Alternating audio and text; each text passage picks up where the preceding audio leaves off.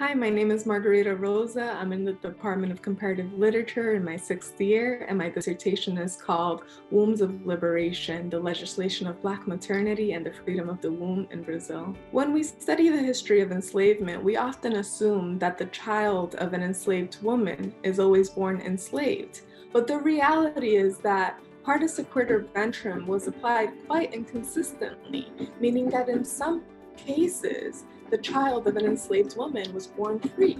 She's approaching in a very original way all this reproductive universe that usually has not been analyzed or taken into account.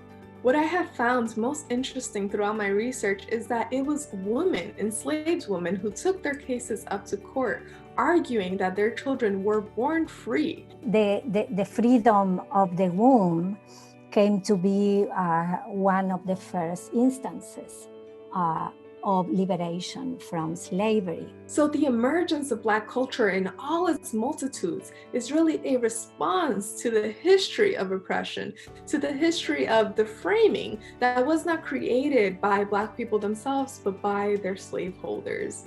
Black people have, since emancipation in both the United States and Brazil, yearned to create their own aesthetics, their own culture outside of the white gaze. I have felt incredible support, especially from my department, Comparative Literature, and from the African American Studies department, and from the Spanish and Portuguese department. And what I have felt most of all at Princeton is freedom.